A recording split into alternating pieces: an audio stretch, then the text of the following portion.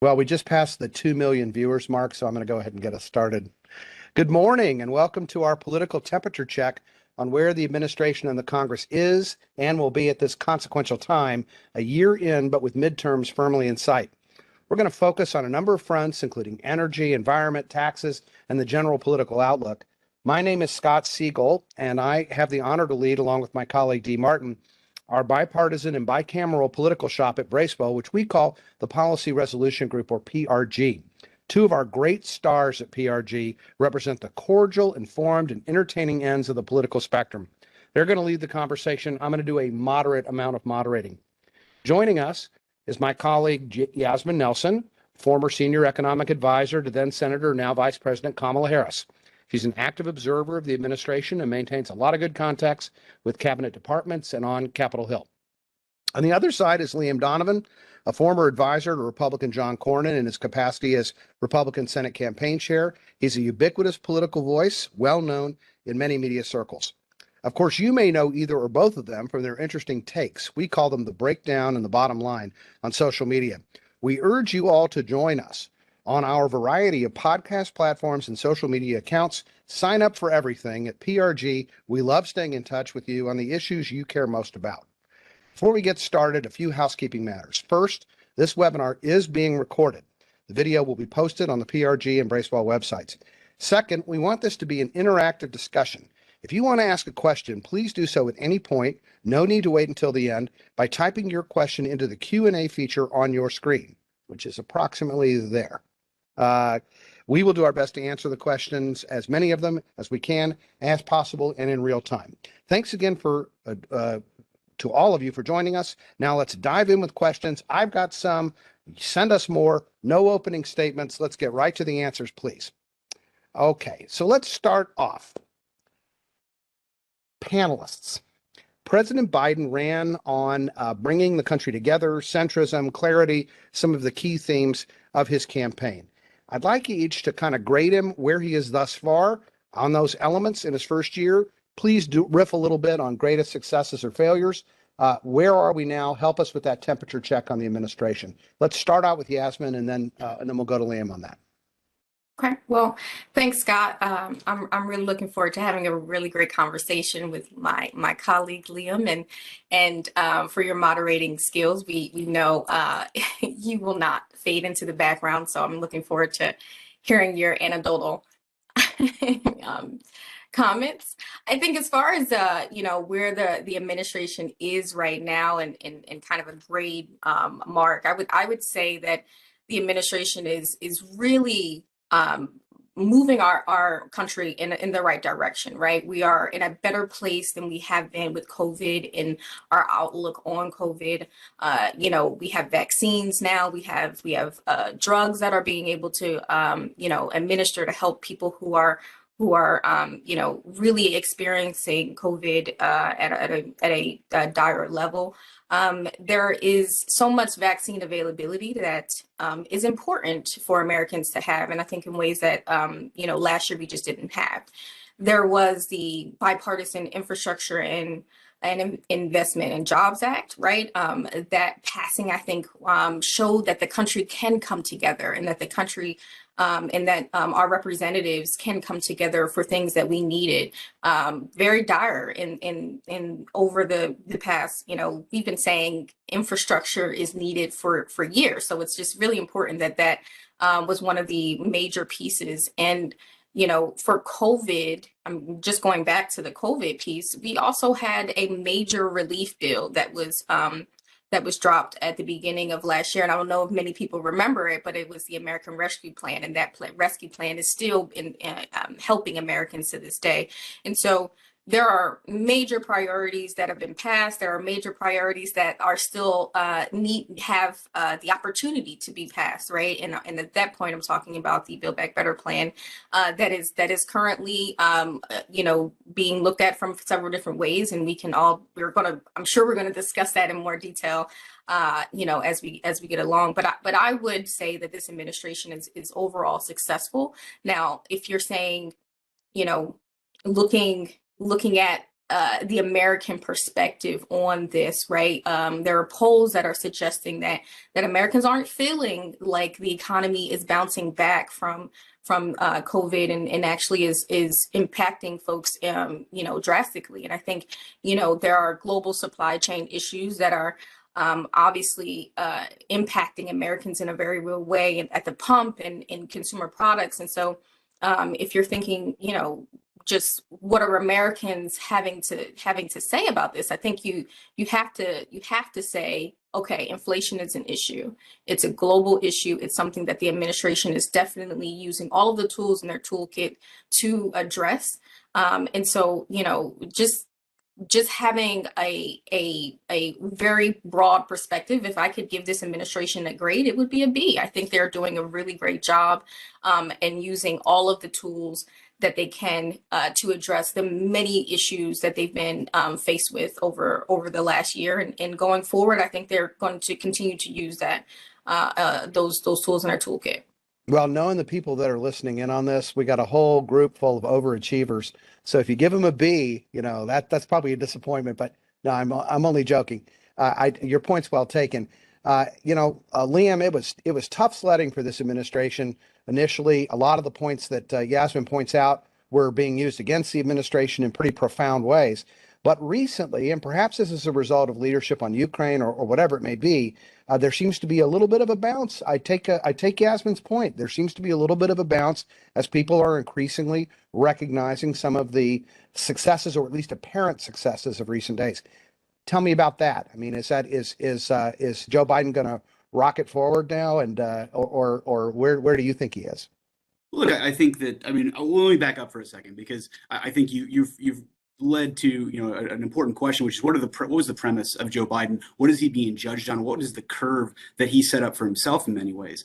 And I think that I would push back on the what he ran on, because the way those things he ran on were received by the American public were a return to normalcy writ large.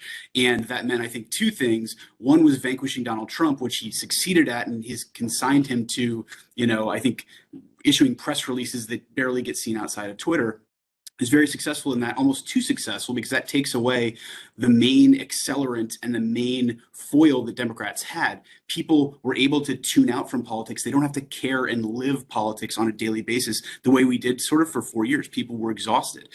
The flip side of that is when you're trying to get people to care about politics and get people to propel your policies, they're over it. They're done. They don't really want to deal with that. So he's succeeded in that regard, and it's been a victim of his own success in that regard. The other thing I would say is return to normalcy in the public health sphere. And I think if you told anyone 2 years ago, March, heading into the primaries in 2020, that we'd still be doing these Zooms, we'd still be, just now trying to come back to the office, just now trying to take off the mask, that kind of thing, that's a big surprise. It's not something they were necessarily prepared for, and it's been something they've been captive to.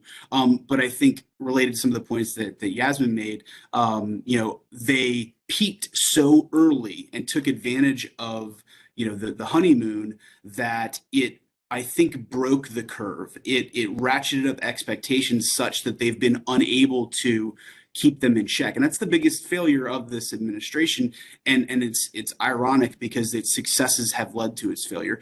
Passing a $2 trillion bill in the first month so swiftly, so smoothly, I think convinced people that was how things were normally going to work, that you just had a 50-vote Senate that was going to, push through massive transformative legislation. And I think in that regard, they lost the plot. And if you're grading, I think Yasmin's B is fair if we're talking about the mood and the expectations on the Wednesday after the election, when Democrats did a little bit worse than expected. Biden won, but Republicans picked up House seats. The Senate was very much divided. They've accomplished a lot, but because they promised transformative change and allowed their stakeholders and their coalition to believe that these things were not only possible, but likely, I think that's what they've tripped on. That's why people are, not rallying to him. So in this environment, polling is always going to have, high 40s is the highest anybody's going to really get. But when you start to lose your own people because they're frustrated, because they're not seeing the change that they were promised, that's when you start to get down to high 30s, low 40s. To your question, Scott, is this the beginning of turning things around? I think what's happened is he's been able to rally a base that is beaten down, and so that gets him back to the low 40s. If you look at the averages, that's where he is. He's 42, 43. They need that to continue to even, we'll get into the election questions, but to even just not be an albatross to his party, he needs this to continue and to continue well into the low 40s. Will it continue? We'll see. I think he's had a string of good news cycles after a string of bad ones, and that's what this is a function of. You get a bounce because you had a really rough couple weeks leading up to it. Inflation needs to get under control. A lot of the things that Yasmin mentioned, but I think whether or not it continues, they need it to. Let's turn to the real elephant in the room here. I think, I mean, maybe this is just me talking, but I bet a lot of the folks that are listening in have gone from being news junkies to being really serious news junkies recently, as we watch the horrible events unfolding in the Russian invasion of Ukraine. And but knowing that the folks that are listening in with us today, a lot of them are heavily involved in the energy industry, I want to ask kind of a specific question here, which is, obviously, the knock-on effects of the Russian invasion have exposed a lot of problems in the interconnectedness of our energy sector. They've exposed problems in terms of crude oil, in terms of natural gas and the potential markets for LNG exports to Europe. They've exposed issues with respect to critical minerals. I think we've all got a crash course in the fact that that Russia is the third largest producer of nickel, and therefore the nickel market sort of collapsed in the London Metals Exchange. I mean, we've just seen a lot of these knock-on effects. So the kind of prosaic question I have for you guys, that's based on this massive foreign policy issue the United States is facing down, is, has the administration had to pivot on its energy agenda as a result of this thinking about Ukraine? And just to lead the witness a little bit, on the one hand, you could say, well, if we were all dependent on renewable energy, we wouldn't have to worry about the Russian bear quite so much. And on the other hand, you could say, in order to get out of it, in order to rescue Europe from its 40% dependency on Russian natural gas, we need to produce more in the United States. And those are the two ends of the spectrum, definitely. So tell me about that pivot. I'm going to start with Liam on this time, and then go to Yas. I think they've already had to pivot. I think the fact that they've had to, seek to ramp up domestic production, because I think it's gone from an abstract question of energy transformation over the longer term, which still, this creates a frame to talk about energy security, to talk about the importance of independence and the role that renewables play in that. But in the immediate term, which is, as a political matter, that's what the issue is, what's in front of their face, lowering costs and that kind of thing. They have to put out the fire, and that is done by addressing, an all the above domestic production focused strategy. It's been very interesting to see how their message is being received by the folks who are allies in the broader question of climate and whatnot. I don't think they can be too happy with the pivot you're already seeing, but I think it does give them a longer term frame to talk about how the importance of getting some of these clean energy tax incentives done, because it's important in our national security interests. But they're having to talk out of both sides of their mouth, and that's part of the challenge in the immediate future. Hey, before we turn to Yas on this, wait, we just got this late breaking question, and I want to interject it here because it puts Liam on the spot, Yas. And then you'll respond to both that and this. So Liam, short answer. How do the Republicans pivot? This is from a listener.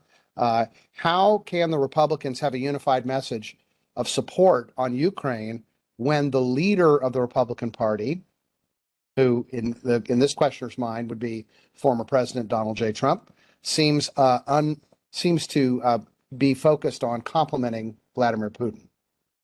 I think it would be an important question if he weren't a tree falling in the woods these days. I think he has his audience, he has the people he's speaking to on Parler or Truth or whatever his social media empire building is called. But I think that's been, much to Democrat chagrin, what he says or does at any given moment is irrelevant at this point. He doesn't drive the news cycle the way he once did. And the minute he gets back on Twitter, maybe that changes. But in the meantime, he can only do so much damage. And so I don't think that question matters yet until he is a player in, let's say, 2024 elections. Well, that's why we didn't let him on this webinar.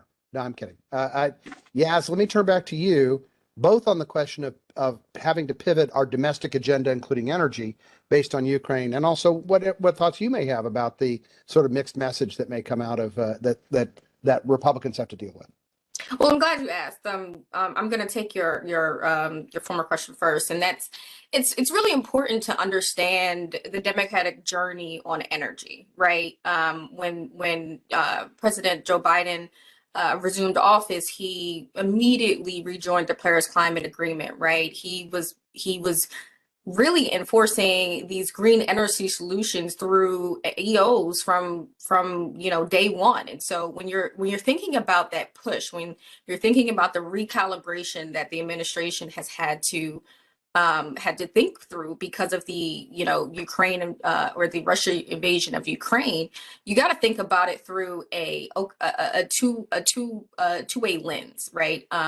They have to recalibrate at this point because they recognize that the Americans have to be independent from other countries because of situations like this, right?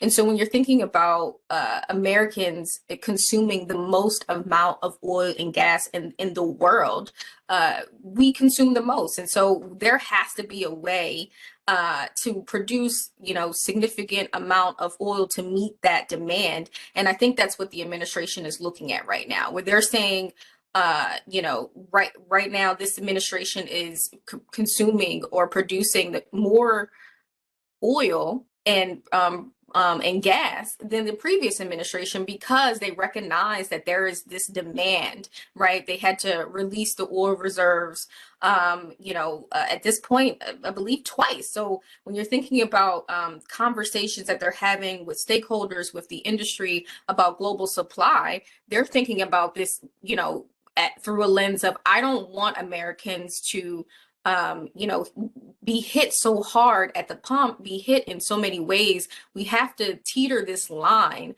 of producing the energy that we need now until we can get to that point in the future when these green energy solutions, are formidable, right? This I think the Russian invasion of Ukraine really put that front and center, and it makes it clear that Americans need that independence. Let me inject a little lightning round here on some energy related issues. So I'm going to mention some things that people have been talking about as potential ways to address sort of pain at the pump or inflation as it applies to energy. And I just want you guys to give me a political response. I want you to tell me whether you think there's something like this could actually occur. And Yasmin, you can start on this because I know you've been watching some of these issues very closely. Both of you have. First, there's been some discussion about a holiday on the federal excise tax on gasoline. Yeah. And what do you think about that? Is that going to happen? What do you think?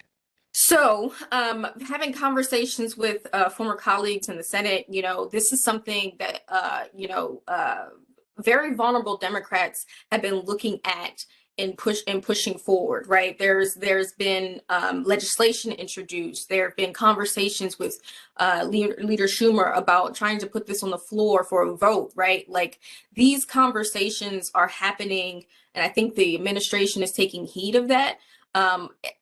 I don't think the administration is taking anything off the table, but in the same vein, I also don't see that as a viable option, just because there are Democrats right now who are seeing the Highway Trust Fund as very muchly depleted and in need of additional funds. And so when you say we're going to essentially take that, provide gas relief, take that gas tax cut off the, put it on that table, you're actually saying the Highway Trust Fund, could be hit even harder because of it.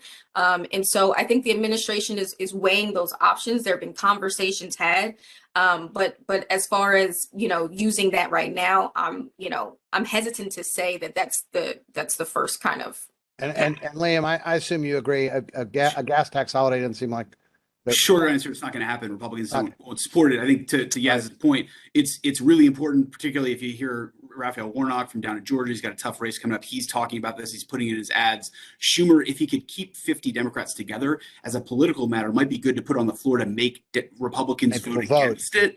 Yeah. But I think the only place this is meaningful right now is at the state level. You're seeing a lot of state legislatures go after this because, the gas tax hasn't moved in 30 years at the federal level and the state level. These are big chunks of change that could actually matter more at the pump anyway. Yeah, my spice sense of this is unlikely. I got to put another one on the table. I saw the other day, Elizabeth Warren, Bernie Sanders, Sheldon Whitehouse, people we look to for centrist policy. We're suggesting a reinvigoration of what's called a windfall profits tax, which is either a differential income tax or a excise tax on oil at a time of high profit taking is sort of the notion. And it's wrapped around a lot of those news stories on what's happening with additional profits and stock buybacks and the like. Who thinks? You know what?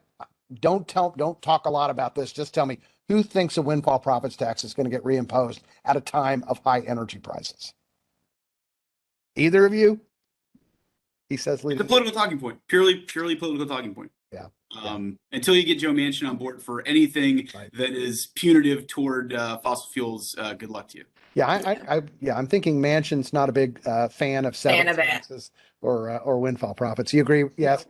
Yeah, I have to agree there. Yeah. Another issue we've heard very little discussion about is trying to reimpose 1970s style price control. We have heard some discussion of using the Defense Production Act for production reasons, but to impose actual price controls, I assume you both think neither party is going to want to touch that with a 20-foot cattle prod, right? No, right. That's not going to happen. Okay. Hey, we got a question from a listener that I do want to inject in because it's very much in this vein, which is what happens to writ large the climate change agenda in view of the fact that there are just so many other issues competing for people's attention right now: Ukraine, inflation, global energy markets, et cetera. And I guess I would add on top of that that energy prices generally can be seen as inconsistent with a climate change agenda. What do you think? What do you think about that issue?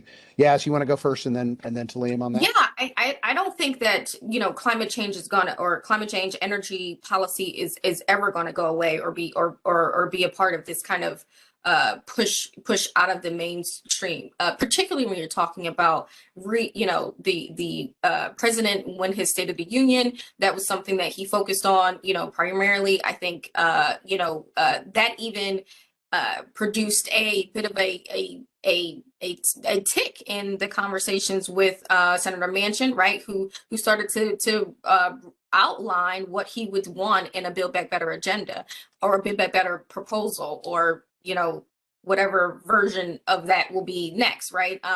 And so when you're thinking about this energy and climate change, that's going to be a part of the BBB bill, and that's not going to go away. I think that's how you actually address some of the issues that you're saying, right? As far as a change, there's obviously going to be a pivot, I think, in the administration in saying, we're not going to go down this route. We don't want to do drilling and things like that. I think that, like I said before, that American independence has to happen. But I think you're looking at a conversation that's going to be two-sided.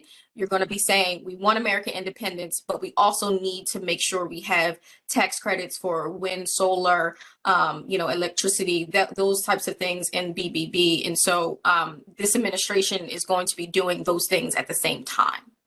Okay, Liam, before you pick up on this, let me leaven the discussion a little bit with another question that's come in that is along the same veins, which basically says this.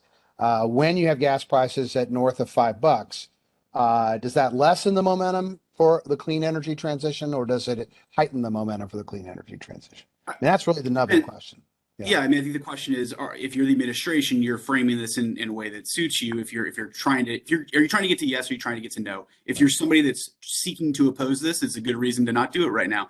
I think the good news for the climate agenda is, and I'm going to throw the penalty flag because Yaz used the term "Build Back Better," which I think is verboten. I don't think you're allowed to say that anymore. Ladies and gentlemen, we have an internal rule here. Anytime somebody says "Build Back Better," you have to put $5 in a jar. But that's right.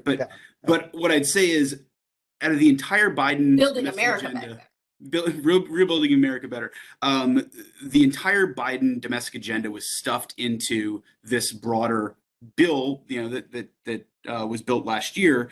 The only component of it that was built very deliberately and very carefully around the anticipated concerns, explicit and implicit, of Joe Manchin, who's also, by the not only the 50th critical vote in the Senate, but also chairman of the Energy and Natural Resources Committee. That was the climate piece, both the tax piece that goes through finance and the part that comes through E&R. So because of that, everything else is in shambles, but the core of anything that could be resuscitated is the climate piece, which is pretty well vetted, and there might be some nibbles around the edges. But the question becomes a binary. Could they possibly blow this opportunity? When you have a reconciliation package just sitting there for the taking, they couldn't possibly screw this up, right? And that's been generally my attitude for the last year. They've done their best to mess it up at every turn. The clock is ticking. I think the window is still open, but it is not open forever. Manchin has cracked open the door of how you get him to yes. I think that's what they're going to have to figure out, is choreographing how to turn that into actual legislation. But I think the bull case for the climate piece is it's the most ready for prime time, and it's a matter of building that consensus and Biden striking the deal and getting it done. So you've just answered, both of you actually have just answered the next question we got from listeners, which is bill, I'll insert my own editorialization, is the bill formerly known as Build Back Better dead collectively and individually, which I think means in its component parts and writ large? I'll go ahead and answer the writ large part. Yes, that is dead, because The House version is certainly dead. Right, there's just no stomach for that. But on the individual parts, here's where I want to bring you guys in on this. So Liam just mentioned that the green tax package was a little bit more baked around some of the objectives that Energy Chair Joe Manchin already had in his head. Answer the narrow question. A, is that green energy tax package going to be adopted? And B, on what time frame? And yes, we will hold you to this. No, we won't hold you to it. But that, A, is the green energy tax package going to be adopted? And B, on what time frame? Either one of you, jump ball. So green energy, like Liam mentioned, right? The green energy piece is probably the most baked piece of the entire proposal. However, Manchin did announce a few days ago that he wanted to include new drilling, right? In that, he said he supports the green energy pieces, but he also wants to have new drilling to have American independence. He says, we can have a pipeline to Europe in the next 2 to 6 months, right? To make sure that Europe has access to gas and oil to get them away from the Russian dependence that they have, right? And so at this moment, I'm not sure that the administration fully can conceptualize that aspect right now. Like I said earlier, though, I think that nothing is off the table, and this is something that they're looking at. If you're talking about when this can get done, because of the need of these provisions of the clean energy of deficit reduction, that's something that Manchin pointed out, right? Of rolling back Trump's tax credits or Trump's tax cuts. Back in 2017, these are all things that Manchin wants to do, and I think the administration supports him in that. There are so many things that we can say yes to, and there's so many things that are on a table that everyone agrees to, that I think you're looking at a timeline that has, us, really having this done by sometime, in May. And listen, hold me to that or don't. But I think people support me in saying. So yes says May, and by the way, I think you're right. I think May is the critical month for this. We're reaching our halfway point in the discussion, which means we're going to switch topics in a sec. But Liam, let me just you had already sort of answered this question as it goes. So let me augment what I want you to answer on this. You know, we have a lot of folks that have signed on that have been following the pay-fors for the green tax package very closely, and in particular, Senator Sinema's we can only call it single-minded fascination with making sure that, quote, all publicly traded corporations pay their fair share, which sort of has become known as a corporate minimum book tax. Is that so firmly baked in at riding side saddle with the green energy tax package that happens no matter what, or is there still play in the joints to augment that? What do you think? Look, if we decide that there, so kind of the counterpoint to the climate piece being built very carefully and methodically around Manchin's demands, the revenue side of the Build Back Better Act that was passed by the House is this Rube Goldberg machine of complex tax mechanisms that were built around the stated concerns of Kyrsten Sinema. And the single biggest piece out of over $2 trillion in pay-fors is the book minimum tax that you mentioned. You know, it's a simple, attractive thing on paper. Yeah, why shouldn't these guys be paying their fair share? It's also something we just got rid of our corporate alternative minimum tax, so putting one back on the books is sort of a little bit of whiplash. It's the single biggest chunk of revenue. It's $300+ billion. So the question becomes twofold, I guess. Do we have to adhere to Manchin's requirement of $2 raised for every $1 spent? The rest going to deficit reduction. And if so, that means you need that much more revenue. And what goes in? So if we say a $500 billion climate piece, 300 is the tax piece, another 200 in climate spending, 550. If we double that, that's $1 trillion that you need to find right there. If you need to find $1 trillion, I think absolutely a corporate minimum tax is going to be part of that conversation. It could be finessed. It could be, you know, sort of softened around the edges to address some of the concerns that people have expressed. But you know, $2 trillion is a lot of money. You don't need it all. But if you start crossing out $300 billion line items, pretty soon you don't have the money and things shrink even further than they already have. So I think if you're bullish on this happening and the package being, you know, needing $1 trillion to fund it, then yes, it's going to be part of the mix. Boy, I sure hope. I mean, look, editorial right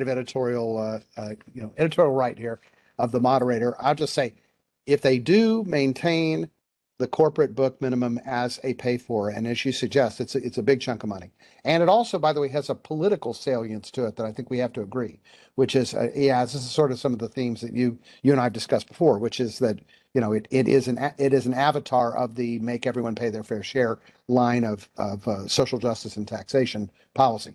That said, Liam refers to smoothing out the edges. Let's hope they do that, because particularly in the energy business, for a number of folks that have made large investments on long time frames, this almost becomes a retroactive change in tax planning, which, you know, once you're already in for a penny, you're in for a pound on a lot of infrastructure. So it does seem to strike some fundamental fairness questions, but we could spend the whole rest of the time talking about it. And I'm reliably informed by my dear friend and colleague Caitlin Sickles, who is literally right off camera, that we have met and passed the halfway point. So that means it's time to change our tune a little bit. As I said at the beginning, the midterms are clearly in people's views right now. You know, it's such a fascinating time. As a general proposition, I just want you guys to riff a little bit on what you think is going to happen in the midterms. There are some issues that I'd like you to cover, like what role Joe Biden plays in all of this. Is he during this Ukraine time, has he become a popular person to appear with Democrats or not? Does it depend on what part of the country we're talking about? And how does the outcome of the midterms affect substantively his agenda? That latter part will break down obviously into more specific points, but the first part is what's going to happen in the midterm and what role does Biden play? Kind of a wide open question. Let's see, Liam spoke last, so let's go to Yas. You want to talk about it? Let me just, yeah, I have some kind of overarching theme thoughts here. Please. You know, there have been conversations where folks think that Democrats are going to run from the president when they come into his district, and maybe if this was a couple months ago, where we were just coming off the Afghanistan withdrawal, and we were just coming off of a really bad COVID outbreak again, I think maybe we'd be having a different conversation. But at this point, where the State of the Union really kind of solidified that pivot in American, I think, people perspectives of this administration, particularly independent voters, right? The independent voters are now looking at Biden as this this strong leader in geopolitical aspect, right? Like he is really pushing the country through this Russian invasion of Ukraine, right? And this unprecedented, this unnecessary invasion of Ukraine. And so when you're thinking about voters in this aspect, voters are looking at him as a wartime president at this point, right? Like wartime presidents really show a significant amount of strength. And I think that's very different than, what we've seen historically happening when a president comes in and has all three powers, right? The presidency, the Senate, and the House. This is now a different midterm. For a number of reasons, right? You have his strength, globally. You have redistricting, which has not been as bad as I think Democrats initially thought it was going to be. You have really big cases of Supreme Court coming out and saying, particular districts like North Carolina, for example, right? These voter ballots are valid, right? And then if you're looking at this from the perspective of the Senate, there are 9 Senate races that are really important to either Senate, the Democratic senators keeping the Senate. And there are viable states that once we just didn't think that was a possibility, like Wisconsin, right? And so I think going forward, Democrats are obviously feeling a little bit of a heat and pressure to keep their majorities, but it's a very different time than we thought a few months ago. And I think people need to kind of include that calculus going forward, into the midterms. So what about that, Liam? Because Yasmin's got a good point here. There's polling data out this morning that suggests that the president has gotten a bounce. That the State of the Union address, which look, I'm an old debate coach. State of the Union addresses are always terribly boring, very difficult speeches to give. Zive and I always talk about this. Very difficult to stick the landing on a State of the Union address. But he did get a bump out of the State of the Union address that was somewhat durable. And the recent polling data shows that people they like his strategy on Ukraine, which is basically to shout out the Putin playbook before Putin could actually implement it. It must have been very frustrating for, the former Russian president for life, Vladimir Putin. So what about all that? I mean, he does seem to be getting a bounce. I mean, does it change the fundamentals of the midterms, Liam? The first question was, how much does Biden matter? Biden is the alpha and the omega of the midterms. He's all that matters. And Democrats will want to make it about what Trump said or what, this candidate said or that candidate said.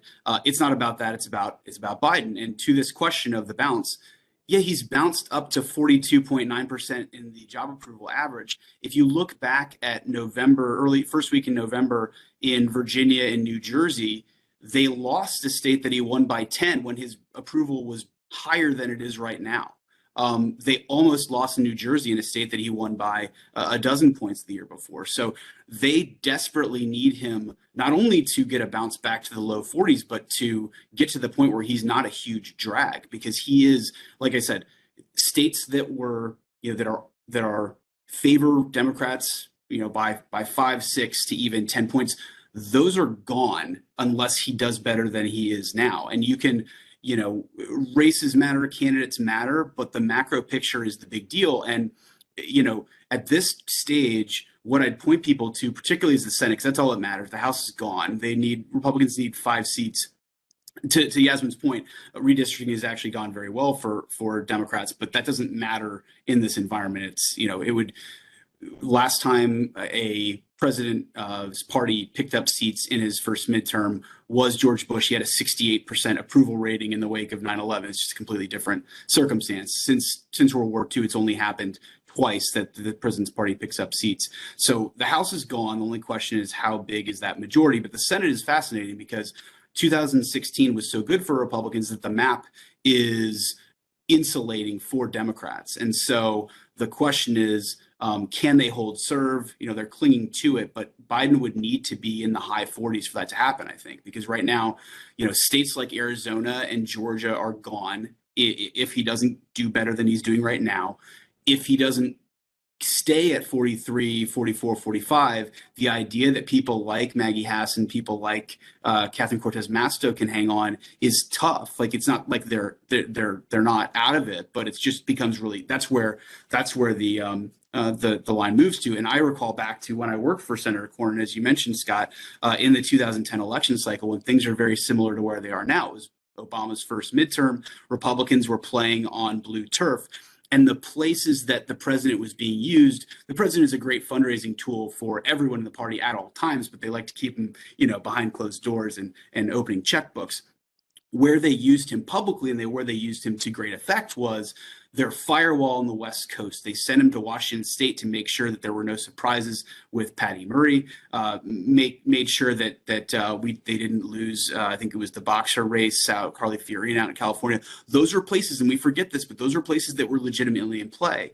And so that's what we're talking about here is the Senate map is such that Democrats are insulated, but when states like Virginia are falling and New Jersey are threatened, that means places like Colorado are in play. So I think that's where you use Joe Biden, is places where he is still sturdy. Otherwise, you sort of keep him out on the fundraising circuit and hope nobody gets too close to him. But it's going to be brutal for Democrats. The only question is just how brutal. And the thing to be watching here is if they don't keep the Senate this time, the map is so bad for them in 2014 in terms of the places that will be up for grabs. Republican Senate dominance could, go through the decade. I think this is a really important cycle for the Senate because it is really tough with states like West Virginia, Montana, sort of realignment states that are coming up in 2024. So I think that's what I'm keeping the eye on. And yet, Liam, Democrats are not going gently into that dark night. And this is to you, Yasmin. There are, it's also not escaped our audience that the Democrats are in having their retreats. The Senate, the earlier part of the week, the House, the later part of the week. And they're developing and hatching game plans. Yasmin, can they hold on? I mean, is there any teaching from those retreats that tells us they can hold on? Absolutely. I think, the president addressed, the Denver retreat yesterday. And in that was a unifying message. It was, hey, we have been through a lot over this past year, and we can move forward as a party together. But I did want to go back to a point that Liam made just now, and it's really goes back to, honestly, Scott, your question earlier that I don't think I even addressed, which is, does Donald Trump have a major say in what happens here? And I think that is a huge part of what we're looking at in midterms, right? Liam and I talk about this all the time, but we're not talking about two parties, right? We're talking about really 4 ideologies within, two parties. And so, Democrats, I think, know what's at stake here a bit more than Republicans, and the reason being is because Donald Trump still has such a hold on so much of the GOP. You can look at the race in Ohio, right, where there are JD Vance, is running, and he is a Trump loyalist, right, and Trump has been very muchly popular in that race. And so when you're talking about that primary and who's going to win, you really have to think about, will the Trump loyalists kind of outbeat a Tim Ryan, right? Who's been at the national helm.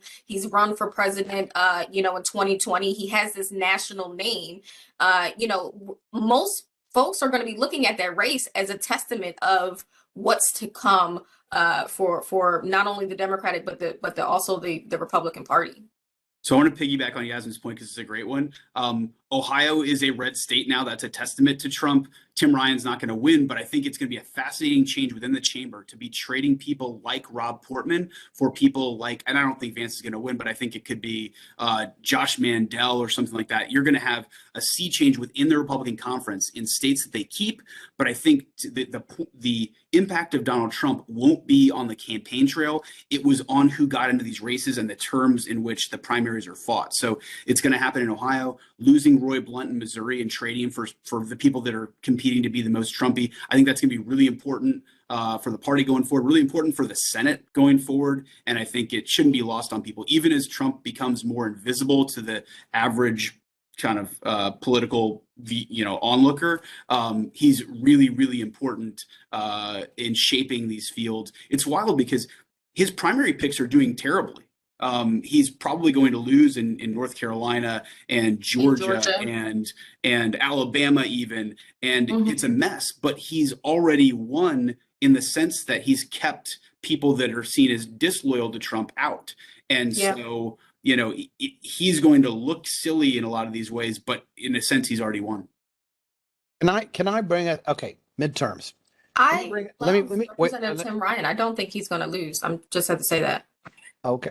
Well, let me bring us back a little bit, though, to the issues that might be at play. We've talked about the macro political issues and a little bit about how Ukraine plays as, Biden as leader, that sort of a thing in the midterms. But, a lot of folks on this call are interested in the clean energy transition. A lot of money was spent and time and treasure spent on propping up climate change issues in the last presidential campaign, certainly. What do those are those just swamped out of the of consideration in the midterm, or could they play a role in the midterm? Those issues, clean energy, and you can add taxes related there too, but really clean energy issues, will they play a role regionally at least? No, they won't, will they? Probably not.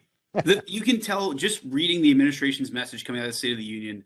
The administration recognizes what people are going to care about. Just looking, like starting March 1, which is the start of the midterm elections, because Texas went to the polls. They realize that it's going to be about getting back to normal in terms of the COVID sense. People heading into September, October, are people's kids in school maskless? Are people back in their offices? Are people readopting their normal lives? That's number one, and it informs what the CDC has been doing. And number two is, are the costs and is inflation under control? And that's why they've reframed the entire Biden domestic agenda around reducing costs. And I think that's all that matters. If you're talking about anything else, you're losing. Yeah, I gotta say, yeah. Yes, you want to add to that, or? No, I think that's right. Right. The messaging now is supply side, right? Let's continue to ramp up as much as we can in America. Like, the messaging is very much supply side. We have to meet this demand immediately, and we will. Right. We're doing that. Here are the tools we're putting in place. So I don't necessarily think it'll be a lot of policy right now. I think we're looking at a very macro kind of messaging. Yeah, more editorializing from me. It's too bad because, of course, both sides, they say never let a crisis go to waste, right? And both sides are trying to suck the marrow out of the Russian invasion to sort of underscore the two sides of the clean energy agenda. We have some Democrats, usually in the progressive side of things. I saw a Democrat the other day. Now, talk about schizophrenia. Say the following. And if anyone associated with that Democrat is listening, they'll know who I'm talking about. But who basically said, you know, anybody who thinks we're going to drill our way out of energy insecurity in Europe, et cetera, or even in the United States is foolish. Now, what we really need to do is invest in electric vehicles. Now, what made me amused by that, of course, is that the transition to electric vehicles is a much longer term proposition than bringing more crude or natural gas online. I'm not asking for you guys to respond to that, but it does show you the kind of hijinks people have to go through to shape this crisis and make it relevant for the midterm elections, make it relevant to their cause.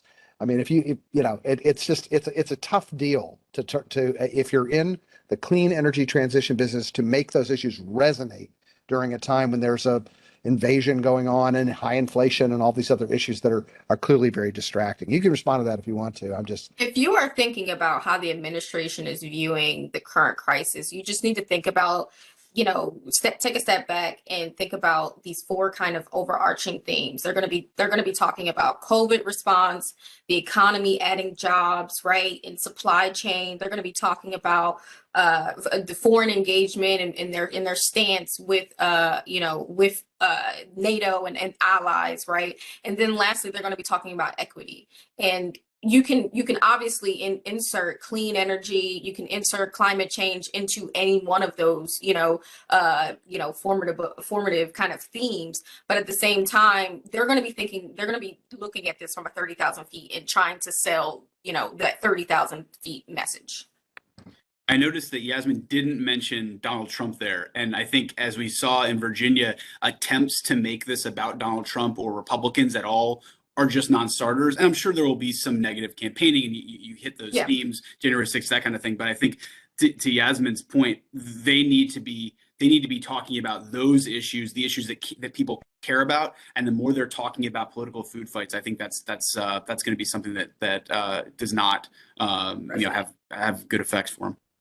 You know, it's interesting. I sometimes think of the State of the Union address as kind of like a Kremlin photograph of issues. So it's like you look at the picture to see who's, where the issues are stacking up with each other. And I thought that the end of President Biden's speech was very interesting to me because he mentioned all of the hardy perennials. In the speech, he mentioned clean energy, he mentioned climate change, he mentioned, healthcare issues, broad variety of things. Cancer Moonshot Initiative. Well, that's the thing. You're exactly it. And I want you to comment on this. In the end, he landed on something he referred to as his unity agenda, right? Veteran things that nobody could be against. I'm going to cure cancer. I'm going to save veterans. What's the rest of it? Anyway,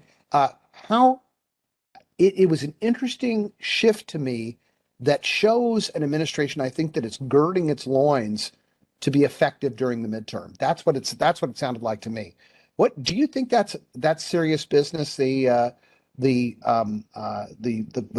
question of a unity agenda of some sort. I mean, is that possible? Right there. I'll answer really quickly, but right there, what that with the impetus is there, right? Independence really will make the difference. Uh-oh.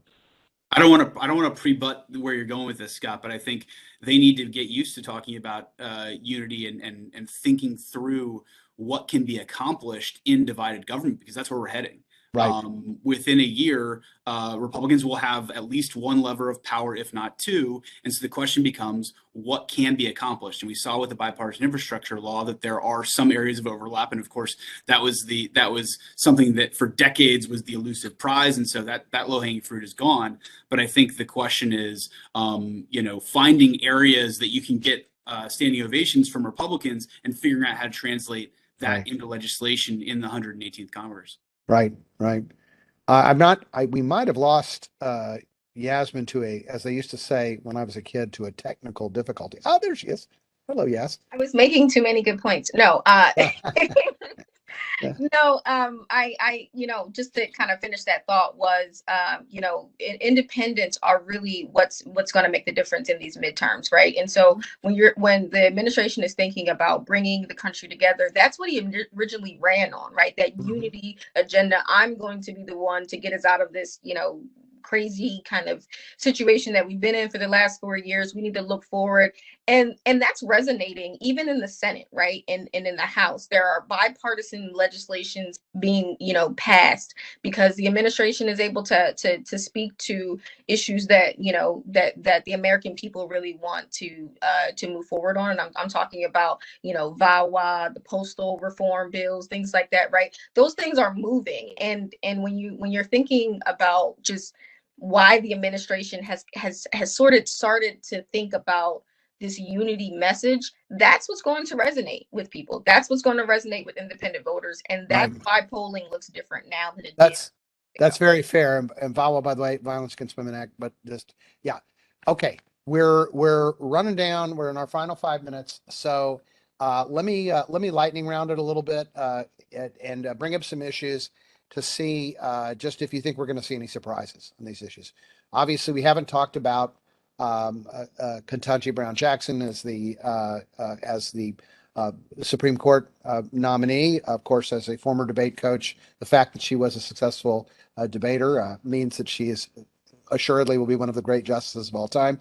But I do any surprises there? I mean, will she pull any Republican votes for confirmation? What do you think? She will pull Republican votes. I think this is such an easy freebie. It doesn't shift the ideological slant of the court. Republicans have an opportunity to say, see, I'm reasonable. This is happening anyway. So if you're a Republican and want to burnish your moderate credentials, this makes sense. If you're a Republican that doesn't and wants to, preen for 2024, then maybe you're going to take the opposite tack. But she will get a handful of Republican votes. And I think it behooves everyone for this to happen pretty smoothly and not get chippy. And yet, it is, despite the fact of not shifting the ideological bias, it is clearly a historic confirmation. Yes. Does the president get any credits or kudos for this as we move into midterms? What do you think? Absolutely. This is the part, we talk about grades. This is the extra credit part, right? The administration has kept that promise. The administration has said, on the campaign trail, with a lot of hat tip to the Congressional Black Caucus, right? This is something that needs to be done. This is historic. The fact that this hasn't been done yet is just astonishing. And so the fact that the administration is moving forward in that promise and they're doing so in a bipartisan way goes back to that unity message. We had our first prosecution of a January 6th insurrectionist. Which ended in a resounding guilty verdict. And of course, we have the January 6th apparatus within Congress and potential demands that it's making directly of Donald Trump.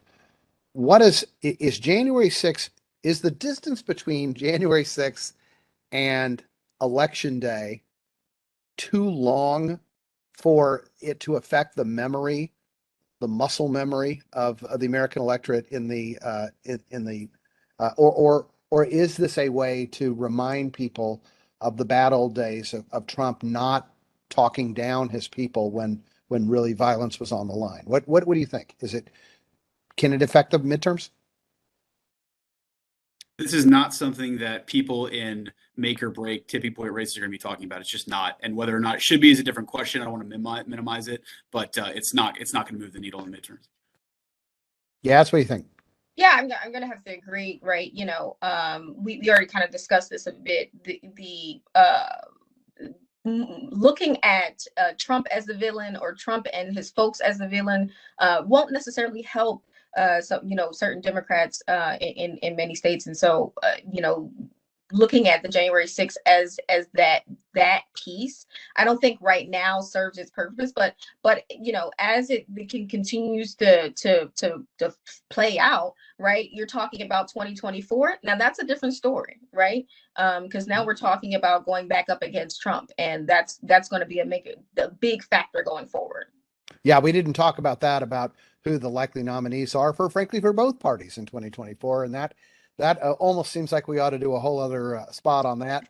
But that's a very interesting question. We have an incumbent, yet, he's a gentleman of a certain age. I mean, you have the issues both ways. We have a former president who's also a gentleman of a certain age, I mean, and what does it all mean? I don't think we're ready to answer that question in the last. We are at noon Eastern time, 11 o'clock Central. So I think we're gonna call it a day here. But I do want to thank you both. I mean, audience, I hope you agree.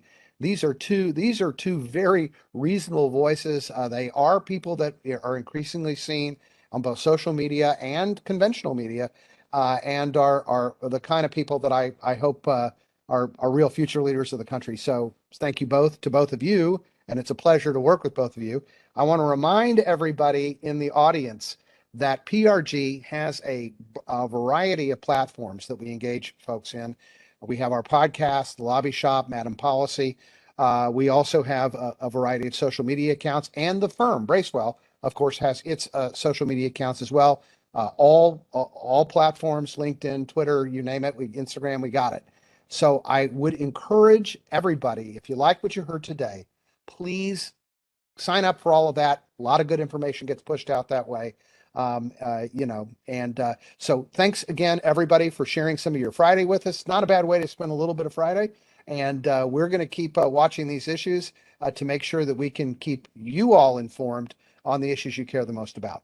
So thanks, everybody, and bye-bye. Signing off from Bracewell World Headquarters. Thanks, Scott. Bye-bye. Thank